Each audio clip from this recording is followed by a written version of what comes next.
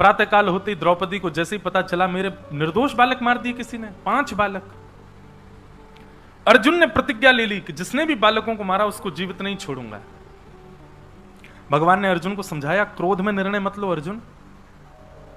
पर क्रोध में भरा हुआ व्यक्ति वो विवेक शून्य हो जाता है। क्रोध कितना घाटा करता है हमारा, फिर भी हम उसको आने देते हैं। सबसे पहली बात, क्रोध हमको जड़ बना देता है। क्रोध हमको विवेक शून्य बना देता है। विवेक शून्य का मतलब सही और गलत की पहचान नहीं होती क्रोध में हमको। क्रोधी व्यक्ति से अगर आपने कुछ कह दिया तो आप कितने भी सगे क्यों ना हो, आपको मारने तक पे आतुर हो सकता है, व्यक्ति की मृत्यु तक कर सकता है क्रोध। क्रोध हर प्रकार से घाटा करता है हमारा। और मैंने प्रथम दिन कथा में कहा था, क्रोध को जन्म कौन देता है? कामात क्रोधो विजायते। मैं कथाओं में कहा करता हूं, यदि आप क्रोध कर रहे हो ना, तो विद्वान व्यक्ति को आप यह भी बता रहे हो कि आप कामी भी हो, क्योंकि काम ही क्रोध को जन्म देता है। और जिस व्यक्ति के अंदर आपको समत्व का दर्शन होता हो, जिस व्यक्ति के अंदर आपको सहनशीलता का दर्शन होता हो, जिस व्यक्ति के अंदर आपको ऐसा लगता हो कि ये सह लेता है, कैसी भी स्थिति हो जाए विचलित नहीं होता, तो निश्चित है उसके ऊपर काम का भी अधिक प्रभाव नहीं है। क्षमा करें। कई क्रोध अच्छे भी होते हैं, जैसे मां का पुत्र पर, गुरु का शिष्य पर, पिता का संतान पर। ये क्रोध अच्छे भी हैं। दूसरी बात, जब किसी अन्य को संभालने के लिए, सुधारने के लिए, बचाने के लिए क्रोध किया जाए, उसमें दोष नहीं होता। पर किसी को नीचा दिखाने के लिए, किसी को कष्ट देने के लिए, पीड़ा देने के लिए जब आप क्रोध करते हो, वो क्रोध पाप जन्य होता है। आप क्रोध इसलिए कर रहे हैं कि सामने वाला संभल जाए, सुधर जाए, बच जाए, उसकी भलाई है उसी में, तो वो क्रोध बुरा नहीं। पर आप क्रोध इसलिए कर रहे हैं कि इसको पता चले, इसको बुरा लगे, इसको कष्ट हो, इसको पीड़ा हो, वो क्रोध बुरा है। और वैसा क्रोध भी अगर बहुत ज्यादा मात्रा में है तो बुरा है, क्षणिक है तो बुरा नहीं है। पर क्रोध कैसा भी हो, एक क्षण के लिए भी आया हो, निर्णय कभी मत लीजिए, क्योंकि क्रोध का निर्णय कभी अच्छा नहीं होता। लोग बात पूछते हैं, महाराज जी क्रोध कम करने का तरीका क्या है? स्पष्ट बता देंगे तो शायद बुरा भी लगे कई लोगों को, पर क्रोध कम करने का एक ही तरीका है, विषय वासना और भोगों को कम करो, क्रोध अपने आप कम हो जाएगा। अपनी और एक और बात बताएं आपको, विषय वासनाओं को कम करने का एक तरीका और है, जितम रसे, जितम सर्वम जिते रसे। अपनी रसना को जीत लो, अपनी जीव को जीत लो। जिस व्यक्ति, श्रीमद् भागवत कहती हैं, जिसने अपनी जीव को जीत लिया वो दुनिया के किसी भी इंद्रिय को जीत सकता, किसी भी विषय को जीत सकता है। इसीलिए हमारे यहां अन्न शुद्ध तो मन शुद्ध। जैसा खाओ अन्न वैसा होवे मन, जैसा पियो पानी वैसी होवे वाणी। देखो, जैसा खाओ अन्न वैसा होवे मन, जैसा होवे मन वैसे होवे विचार, जैसे होवे विचार वैसी होवे क्रिया, जैसी होवे क्रिया वैसे होवे कर्म, जैसे होवे कर्म वैसी होवे गति। हमारी गति ही निर्भर हो जाती है हमारे अन्न पर। इसलिए शुद्ध। आपने अन्न सुधारा, आप क्रोध काम सबको सुधार दोगे। अन्न सुधारो। तो मैं क्या कह रहा था, हाँ, क्रोध में कभी निर्णय मत लीजिए। अगर किसी को क्रोध आता है तो बस एक बात हमारी बात मान ले, मैं हर कथा में कहता हूं, निर्णयात्मक बुद्धि का त्याग कर दो। क्रोध के समय निर्णय मत लो, मौन हो जाओ। क्रोध में कितना भी गुस्सा आ रहा हो, कुछ पकड़ लो, कुछ जकड़ लो, कुछ कर लो, लेकिन मौन हो जाओ, बोलो मत। क्योंकि क्रोध में जब आपकी जीभ बोलती है तो वो वज्र होती है। वज्र मतलब एक आयुध का रूप धारण कर लेती है जीभ। आयुध मतलब वेपन, और वेपन किसी को पीड़ा देने के लिए ही होता है। इसलिए क्रोध में केवल कुछ भी करके, कैसे भी करके मौन हो जा। उसके लिए भले ही आपको एकांत में क्यों ना जाना पड़े, क्रोध मत करो। क्रोध में निर्णय मत लो, नहीं तो गलत होगा आपके साथ। अर्जुन ने निर्णय लिया, द्रौपदी, तुम्हारे 5 बालकों के हत्यारे को मैं जीवित नहीं छोड़ूंगा, जो भी होगा उसका सर धड़ से अलग कर दूंगा, उसके रक्त से तुम्हारे केशों को रंगित कर दूंगा, ये मेरा वचन है। भगवान बोले क्रोध में निर्णय मत लो अर्जुन। भगवान का हाथ छटक दिया अर्जुन ने। भगवान बोले अच्छा जाओ। अश्वत्थामा कृतवर्मा आदि भी बचे थे, अश्वत्थामा को लेकर के आ गया अर्जुन। पता चल गया कि यही है बालकों का हत्यारा। जैसे ही अश्वत्थामा को बंदी बना करके लाए अर्जुन और द्रौपदी को बताया कि तुम्हारे बालकों का हत्यारा मिल गया, द्रौपदी बोली कौन है मुझे दिखाओ। बाहर आकर के जब द्रौपदी ने देखा तो गुरुपुत्र अश्वत्थामा। द्रौपदी कहती है अर्जुन ये क्या कर रहे हो आप, ये जानते हैं कौन है? बोले हाँ अश्वत्थामा। बोले अश्वत्थामा गुरुपुत्र, जिन गुरु ने धनुष उठाना सिखाया, जिन गुरु ने बाण चलाना सिखाया, जिन गुरु ने युद्ध मैदान में खड़ा होना सिखाया, उन गुरु का पुत्र है ये। और गुरुपुत्र गुरु समान होता है। वो बात अलग है कि गुरु को ही हमने गुरु महाभारत युद्ध में मार दिया, क्योंकि गुरु ही हमारे विपक्ष में खड़े हो गए युद्ध मैदान में, तो विपक्ष का हर व्यक्ति तो शत्रु है। सामने खड़ा योद्धा तो शत्रु के समान है। उस समय भाईचारा गुरुचारा थोड़ी देखा जाता, परंतु इस समय युद्ध नहीं है अर्जुन, और बिना युद्ध के आपको देखना पड़ेगा कि सामने कौन है, तो ये गुरुपुत्र है। और गुरुपुत्र को मारने का अधिकार नहीं है। दूसरी बात, ये ब्राह्मण है, हम क्षत्रिय हैं। बंधुओं शास्त्र आज्ञा करते हैं, पता नहीं आज का लॉ मानेगा कि नहीं इस बात को, पर शास्त्रों की आज्ञा है कितना भी बड़ा अपराध क्यों ना कर दें, 2 लोगों को मृत्यु दंड नहीं देना चाहिए, 3 लोगों को। किस किस को? ब्राह्मण को, स्त्रियों को और छोटे बालक को। नाबालिग के लिए तो आज भी मानते हैं लॉ में, उसको दंड नहीं देते, पर हमारे शास्त्र कहते हैं स्त्रियों को भी कितना भी बड़ा अपराध कर दें वो, उनको जीवन पर्यंत कारागृह दे दो, पर मृत्यु दंड नहीं दे सकते आप, शास्त्र विरुद्ध है। और ब्राह्मण को भी मृत्यु दंड नहीं देना चाहिए। और भी दंड के प्रावधान है, शास्त्र आज्ञा। तो द्रौपदी कहती है ये ब्राह्मण है और हम क्षत्रिय हैं, इसको कैसे मार सकते हैं अर्जुन? ये गुरुपुत्र है, गुरु समान है, इसको नहीं मार सकते हम। और तीसरी बात, अपनी मां का इकलौता पुत्र है, मतलब इनकी माता जी मतलब विधवा, पति नहीं है उनके, उनको मार चुके हैं हम लोग। और विधवा मां के इकलौते पुत्र को मारना तुम जानते हो कितना बड़ा अपराध है। मेरे 5 पुत्र मर गए हैं, पर मेरे 5 पति तो जीवित हैं, इसलिए अर्जुन इसको मत मारो। और 5वीं बात, यदि इसको मारने से मेरे पुत्र जीवित हो जाएं तो मारना, यदि इसको मारने से मेरे 5 पुत्र मरे ही रहें तो फिर इसको क्यों मारना है? द्रौपदी की इन बातों को सुनकर के भगवान कृष्ण प्रसन्न हो गए। यहां पर लिखा है द्रौपदी की बातों में 5 सूत्र हैं। कौन कौन से? हर व्यक्ति को निर्णय लेते समय इन 5 सूत्रों का ध्यान रखना चाहिए कि धर्मम न्यायम सकरुणम निर्वलीकम समम महत। 5 बात। सबसे पहला, मैं जो निर्णय लूं वो धर्म है कि नहीं, अधर्म तो नहीं है, सबसे पहली बात। दूसरी बात, मैं जो निर्णय लूं वो न्यायपूर्वक है कि नहीं, वो जस्टिस है कि नहीं, वो कहीं पक्षपात तो नहीं हो जाएगा। मैं जो निर्णय लूं उसमें तीसरी बात, करुणा भी होनी चाहिए, मतलब दया, क्रोध में भर करके नहीं, दया में युक्त होकर के निर्णय लेना चाहिए। मैं जो निर्णय लूं उसमें निष्कपटता, कपट नहीं होना चाहिए, मतलब निर्णय तो उसके पक्ष में सुना दिया, लेकिन आपने पीछे से सोच रखा था जाएगा भले ही इसके पक्ष में, आगे जाकर के गिरेगा तो यही, ऐसी कपट युक्त आपका निर्णय नहीं होना चाहिए। और 5वीं बात, समता, समत्व होना चाहिए, चाहे अपने को ही दंड मिल रहा हो लेकिन दो निर्णय में। ये 5 बातें द्रौपदी के भाव में थी।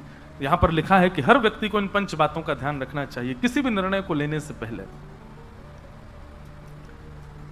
द्रौपदी की बात सुनकर के अर्जुन ने युधिष्ठिर जी को देखा, भैया आप बताओ क्या करूं? बोले मैं द्रौपदी के पक्ष में हूं, जो द्रौपदी कह रही है वही होना चाहिए, इसको मत मारो। अर्जुन ने भीम की ओर देखा, भैया आप बताओ क्या करूं? बोले तू छोड़ दे, मैं मार देता हूं इसको। नकुल सहदेव उनकी ओर देखा, तुम बताओ क्या करें? बोले हम भी द्रौपदी के पक्ष में हैं, इसको मत मारो। और सबसे पूछते हुए जब भगवान की ओर देखा तो यहां लिखा है आलोक्य वदनम सख्य। भगवान की ओर जब देखा, ठाकुर जी ने पहले तो मुंह फेर लिया, बोले तू कर जो तुझे ठीक लगता है। चरणों में गया, बोले नहीं भगवान, करिष्य वचनम, नहीं तू तो मेरा हाथ झटक के गया था, अब कर, तूने निर्णय लिया था कर। नहीं नहीं, एक बार आप बता दो मुझे क्या करना चाहिए। भगवान बोले पक्का? बोले हाँ पक्का, बैठ। ये तो कभी कही मत देना ठाकुर जी से कि आप बताओ, ऐसा बताएंगे कि फंस जाओगे फिर। मैं बता रहा था, एक बार हमारे एक पंडित जी का ब्याह होने वाला था, तो उन पंडित जी ने मुझसे कहा महाराज जी मैं ब्याह करूं कि नहीं। मैं कर ले भैया। नहीं नहीं, फिर भी एक मोहर लग जाए कि कर लो तो करूं। मैंने कहा तू एक काम कर, लाल जी के सामने पर्ची डाल दे। उसने 2 पर्ची डाली, करूं नहीं करूं। जैसी पर्ची डाली, अच्छा 3 पर्ची डाली, करूं नहीं करूं, और तीसरी पर्ची में लगा जैसी तेरी इच्छा। पर्ची डाली, और मुझे पता था ठाकुर जी खेल खेलेंगे। जहां उनको पता चल जाए कि ये टेंशन में आ जाएगा, वहां तो ठाकुर जी और टेंशन देते हैं अदबद के। पर्ची डाली तो पर्ची आई मत करो। अब जैसी आई मत करो, मैंने कि भाई देख लाल जी मना कर रहे हैं, अब मत कर। अब पहले तो मुझे बताया नहीं, बाद में बोलते हैं पर घर वालों ने तो पक्की कर दी। मैंने तो फिर तेने पर्ची क्यों डाली? मैंने अब तो तू बीच में फंस गया, घर वाले वहां पक्की करे या ठाकुर जी मना कर रहे हैं, अब क्या करेगा? मैंने कहा एक काम करो, एक बार और पर्ची डालो। दूसरी पर्ची डाली, दोबारा पर्ची डाली, तो अब की बार आया कर लो। अब और बेचारे टेंशन में, अब क्या करूं महाराज जी, अब तो ये कह रहे हैं पहले तो कहीं नहीं करो, अब कह रहे हैं कर लो। मैंने कहा एक काम कर, तू तीसरी बार और डाल, अब की बार वोट पड़ जाएगा कि 2 पक्ष एक तरफ हो गए। तीसरी बार पर्ची डाली तो अब की बार आया जैसी तेरी इच्छा। ठाकुर जी ऐसा खेल खेलेते हैं। अब बेचारे वो पंडित जी, कभी उनकी पत्नी लड़ती है तो हम यही कहते ठाकुर जी ने तो मना किया था मत करे। तेने जबरदस्ती की। तो अगर कभी आप इनसे पूछने बैठ जाओगे तो ये तो महाराज ऐसा खेल खेलेंगे आपके साथ। लेकिन एक बात याद रखना, ठाकुर जी खेलते जरूर हैं, आपको विचलित जरूर कर देंगे, आपको परेशान जरूर कर देंगे। वो खेलते हैं, जो प्रेम करता है वो परेशान करता है। वो प्रेम ही कैसा जहां परेशानी ना किया जा रहा हो। बाबा ने ताली बजाई पीछे से। वो प्रेम ही कैसा जहां परेशानी ना हो, जहां पर कोई आपको परेशान ना करे, कोई तंग ना करे। गोपियां कितना परेशान करती ठाकुर जी को, कितना तंग करती। ठाकुर जी भी हमको उतना ही परेशान तो करते हैं, खेलते तो हैं। तो भगवान बोले अर्जुन जो कहूंगा सो करेगा? बोले हाँ करूंगा करूंगा। अर्जुन पूरा तैयार हो गया, अब बाकी सबकी बात एक तरफ, इन्हीं की बात माननी है मुझे। भगवान बोले देख, सबसे पहली बात अर्जुन, अगर कोई व्यक्ति प्रतिज्ञा लेता है कि मैं ऐसा करूंगा और वो यदि वैसा नहीं करता है तो उसको 2000 वर्ष के लिए नरक जाना पड़ता है। तैने प्रतिज्ञा ली थी कि बालकों के हत्यारे को तू छोड़ेगा नहीं। अर्जुन ने तुरंत तलवार निकाली, बोले मैं बस यही चाह रहा था, हाँ बस एक बार आज्ञा कर दो मुझे।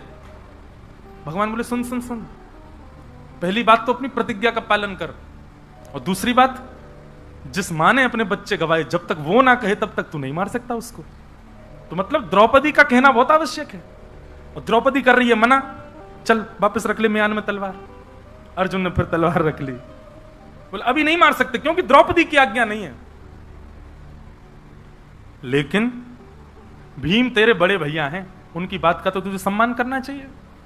और भीम कह रहे हैं कि तू छोड़ दे मैं मार दूं, इसका मतलब वो सीधा सीधा कहना चाह रहे हैं कि तू मार दे, उनकी बात तो तुझे माननी चाहिए।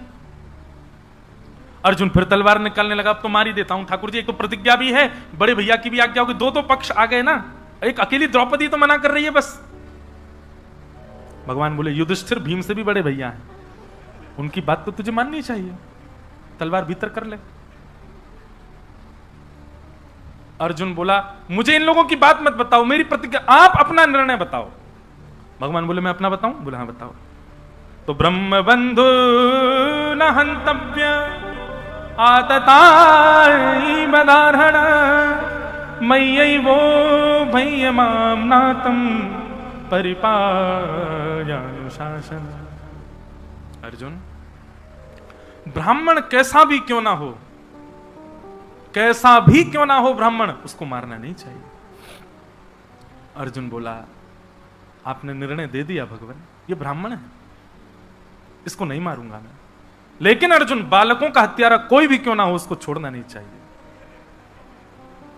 अर्जुन बोले मुझे चक्कर आ रहे हैं और मैं आधा पागल था पहले, आज पूरा पागल हो जाऊंगा मैं। ये कैसा निर्णय दे रहे हो नाथ आप? ठाकुर जी मुस्कुराए। महाराज इतने परेशान हो जाते हैं ठाकुर जी से निर्णय लेने वाले, पर ठाकुर जी के हर उपहास में भी, हर खेल में ही उत्तर छुपा है। भगवान उठ गए, बोले ऐसे उठ के मत जाओ, बता के तो जाओ। बोले मैंने बता दिया, अब इसके आगे कुछ नहीं बोलूंगा मैं। ब्राह्मण कैसा भी क्यों ना हो उसको मारना नहीं चाहिए, बालकों का हत्यारा कोई भी क्यों ना हो उसको छोड़ना नहीं चाहिए। ये ब्राह्मण भी है और बालकों का हत्यारा भी है, अब पता क्या करेगा। अर्जुन चिंता में पड़ गया। इतनी चिंता तो उसको महाभारत युद्ध में नहीं हुई। अर्जुन चिंतन करो मैंने क्या कहा। एक बात याद रखना, मैं कहता जरूर हूं कि कृष्ण भक्त बड़े परेशान से रहते हैं, ठाकुर जी खेलते बहुत हैं, लेकिन कृष्ण भक्त एक चीज को प्रारंभ कर दे, क्या?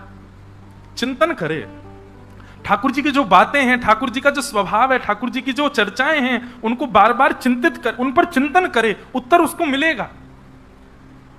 भाई ठाकुर जी ऐसे मॉनिटर हैं कि वो सीधी आज्ञा नहीं करेंगे, वो पहेली दे देंगे आपको, सुलझाओ। यदि तुम योग्य होगे तो सुलझ करके निकल जाओगे, और यदि तुम अयोग्य होगे तो अपने बनाए जाल में फंस जाओगे। ठाकुर जी का स्वभाव ऐसा है। अर्जुन अब सोच क्या करना चाहिए। अर्जुन बार बार सोच रहा, ब्राह्मण है इसको मारना नहीं है, बालकों का हत्यारा इसको छोड़ना नहीं है, मतलब इसको मारना भी नहीं है, इसको छोड़ना भी नहीं है, इसको मारना भी है और इसको छोड़ना भी है, क्या करूं? तब अर्जुन के दिमाग में आया, ओहो, माने ठाकुर जी मुझसे कहना चाहते हैं कि इसको मृत्यु दंड से भी बड़ा दंड दो, जिसमें ये जीवित भी रहे, पर जितने दिन जीवित रहे उतने दिन मृत्यु के समान रहे। और ऐसा दंड तो केवल एक है, भरी सभा, भरे समाज और भरे विश्व के सामने अपमान। व्यक्ति संसार में जीता कब है? जब किसी से प्रेम की आशा उसको दिखती है। जब दिखेगा कि कोई प्रेम ही नहीं करता तो व्यक्ति जीवित कैसे रहेगा? जब कोई बहुत बड़ा अपराधी और बहुत गंदे अपराध में जब पकड़ा जाता है ना, तो वो पुलिस वालों से कहता है मुझे मार दो, इससे अच्छा तो मैं मर जाऊं, मुझे जीवित मत रखो। और कहीं न्यायालय में ये घोषणा कर दी जाए 20 वर्ष की इसको जेल, 20 वर्ष बाद इसको फांसी होगी, वो कहता 20 वर्ष मुझे क्यों आप तड़पा रहे हो? वो तड़प है उसके लिए जीवन वरदान नहीं है, उसके लिए जीवन शाप होता है।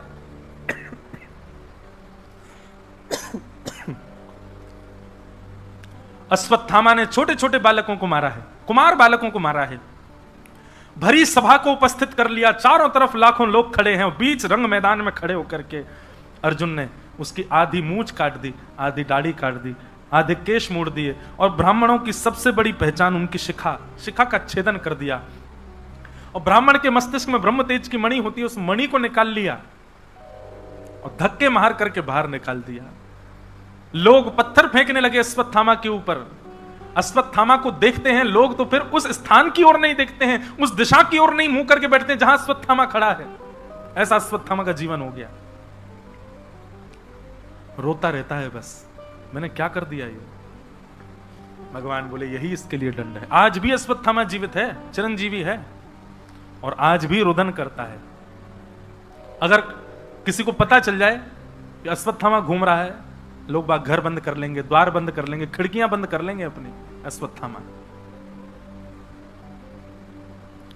भगवान ने उसको ऐसा दंड दिलवाया अर्जुन से कि अब ये जीवित रहेगा, मृत्यु की पुकार करेगा, मृत्यु की कामना करेगा, पर इसको मृत्यु मिलेगी नहीं। भगवान ने अश्वत्थामा को धक्के देकर के बाहर निकलवाया। ठाकुर जी ने कहा भैया देखो अब सब व्यवस्थित हो गया, द्रौपदी के साथ में कष्ट जरूर हुआ है, पर जो होनी है उसको तो कोई नहीं टाल सकता।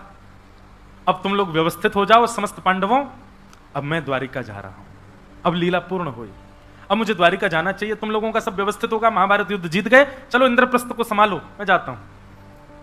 भगवान रथ पर आरूढ़ हुए और जैसे ही निकलने लगे, तुरंत अश्वत्थामा जो कि बदले की आग में जल रहा था, उसने विचार किया कि इन पांडवों से कैसे बदला लूं मैं। तभी अश्वत्थामा को याद आया कि महाभारत युद्ध में अर्जुन का पुत्र अभिमन्यु जब मारा गया था चक्रव्यूह के अंदर, तब किसी ने ऐसा कहा था, अरे राम राम, बेचारा अपने होने वाले पुत्र का मुख भी नहीं देख पाया। इसका मतलब अभिमन्यु की पत्नी अभी गर्भवती है, पांडवों के वंश में कोई इनका वंशधर नहीं।